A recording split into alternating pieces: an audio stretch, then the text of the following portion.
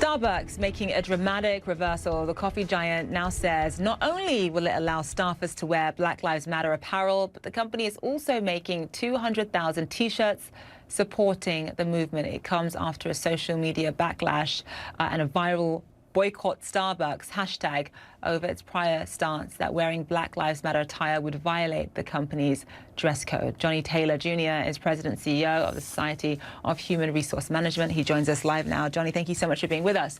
So this is not the first time that Starbucks has been in the hot seat over matters when it comes to race. You'll remember that in 2018, there was that whole issue when there were two black men walked into a Starbucks in Philadelphia and were actually asked to leave. In fact, not only were they asked to leave, the police was called on them because the person behind the counter believed they were trespassing because they hadn't ordered any coffees. So just tell us why it's taken Starbucks so long to come around, just to really sort of understand sensitivity on matters when it comes to racial bias.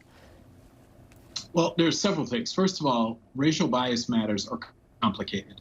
The idea, I've heard someone just recently say, oh, this is not difficult to do. Well, it's on the contrary. They're very, very difficult. Our country's history, and in fact, global history, suggests that matters of race and religion and politics even are very, very difficult to sort.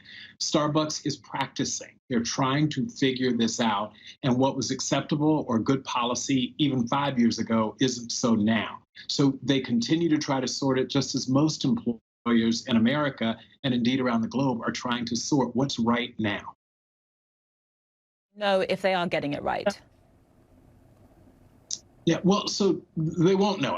Again, it's given what we know today. I think one thing that's for sure is that we should expect, and I, by the way, no judgment on the decision to allow the Black Lives Matter apparel to be worn in the workplace, but then what that opens the door is for people to wear other types of apparel in the workplace, and then it opens the organization up for, frankly, discrimination claims. You know, what happens when members of the staff want to wear Make America Great Again paraphernalia? Mm-hmm. These are issues that we have got to, and for your audience, that's, you know, associated with the Trump campaign.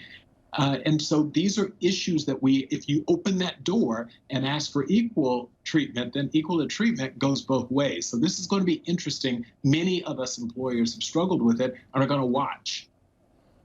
So that just in terms of going forward, obviously there is so much attention now on matters of race and equality in America because of the Black Lives Matter protests. How do we make sure that, yes, even though there does seem to be some positive change, that it's not just short-lived, that when things get back to normal, when the media focuses attention again on something else, when there's other breaking news stories, that this still stays the norm, that companies continue to show that they care about matters of equality and race?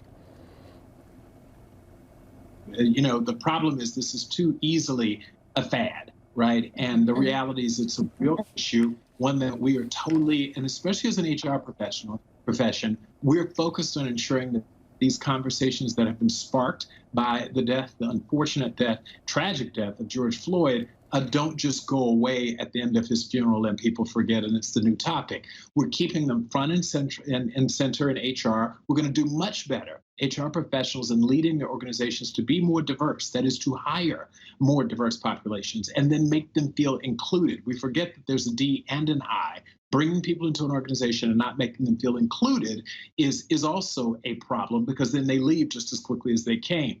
So D&I, diversity and inclusion as we call it, or some people say inclusion and diversity, is going to be not just fleeting, it's part of the new business imperative. And I hope and trust that if we can keep this forefront, people like you in the media saying this isn't just when there is someone being hurt by the police, that this is a topic that becomes part of our cultural norm.